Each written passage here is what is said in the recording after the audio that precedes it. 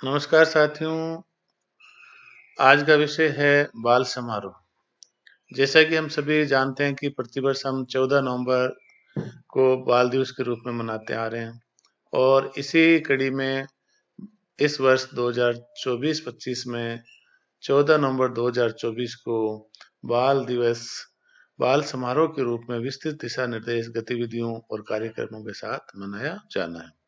इसके लिए दोनों ही निदेशालयों द्वारा, प्रारंभिक शिक्षा निदेशालय द्वारा भी और माध्यमिक शिक्षा निदेशालय द्वारा भी पत्र जारी करके और इस समारोह को, इस कार्यक्रम को अनिवार्य रूप से और दिशा निर्देशों के साथ मनाए जाने हेतु पत्र जारी कर दिए गए।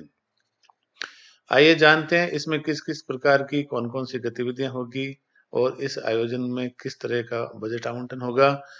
तो राजस्थान स्कूल शिक्षा परिषद का 24 सितंबर 2024 का जो लेटर है, उसमें बाल समारोह 2024-25 के लिए विस्तृत दिशा निर्देश प्रदान किए गए। सबसे महत्वपूर्ण बात इसमें यह है कि ये प्रत्येक विद्यालय, चाहे विद्यालय प्राथमिक स्तर का हो, उच्च प्राथमिक स्तर का हो या उच्च माध्यमिक स्तर का हो, सभी के लिए बाल समारोह आयोजित करना है, जिसके लिए प्रति विद्यालय 250 रुपये बजट प्रावधान किया गया।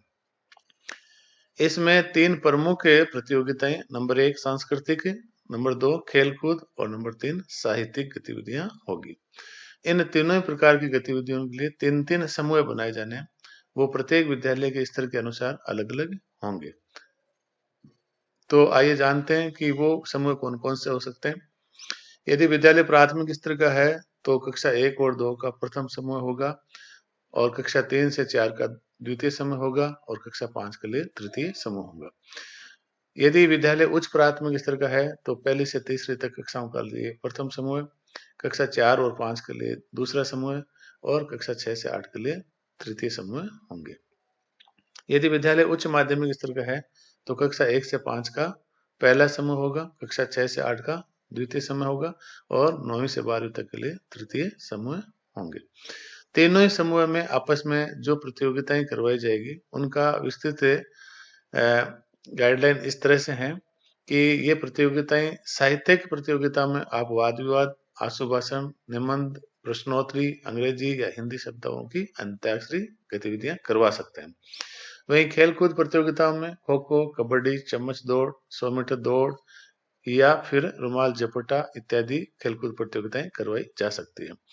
वहीं सांस्कृतिक प्रतियोगिताओं में गायन है, नृत्य है, ड्रामा इत्यादि प्रतियोगिताएं करवा करके, और तीनों प्रतियोगिताओं का जो विषय है वो अधिकतर साहित्यिक प्रतियोगिताओं में जेंडर संवेदनशीलता से संबंधित हो सकते हैं, समावेशन से और अनिवार्य और बाल शिक्षा से संबंधित हो सकते हैं, स्वच्छ भारत अभियान से संबंधित हो सकते हैं, बेटी बचाओ बेटी पढ़ाओ, बाल अधिकार, पर्यावरण संरक्षण या साइबर सिक्योरिटी आदि विषयों से संबंधित हो सकते हैं।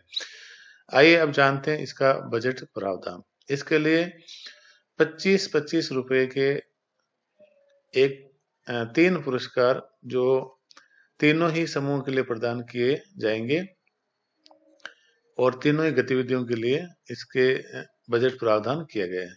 इस टेबल में आप देख सकते हैं गतिविधियां दे रखी है। जैसे साहित्य गतिविधि है तो उसके लिए प्रथम समूह के लिए 25 रुपए का पुरस्कार, द्वितीय समूह के लिए फिर 25 रुपए का पुरस्कार और तृतीय समूह के लिए 25 रुपए, इस तरह से 75 रुपए का व्यय यहाँ किया जा सकता है। खेलकूद जो गतिविधि है उसके लिए इसी तरह से प्रथम समूह के लिए 25, द्वितीय समूह के लिए 25, तृतीय समूह के लिए 25, कुल 75 रुपए खर्च किए जा सकता है। सांस्कृतिक और जो तृतीय प्रतियोगिता है उसके लिए प्रथम समूह के लिए 25, द्वितीय समूह के लिए 25, तृतीय समूह के लिए 25, कुल 75 रुपए का व्यय यहाँ किया जा सकता है और अन्य व्यय में 25 रुपए, इस तरह से कुल 250 रुपए का बजट प्रावधान इसमें किया गया है। जैसे ही प्रतियोगिता आपके पूर्ण होती है उसके पश्चात नियुक्त निर्णायकों के द्वारा इनकी प्रथम, द्वितीय और तृतीय स्थान निर्धारित करके और उसी समय समस्त विद्यार्थियों को पुरस्कार प्रदान कर दिए जाने हैं। इसके लिए जो उपयोगिता प्रमाण पत्र है वो शीघ्र ही उच्च अधिकारियों को प्रेषित किया जाना है ताकि समय पर राशि है वो आवंटित की जा सके। आज बस इतना ही। धन्यवाद।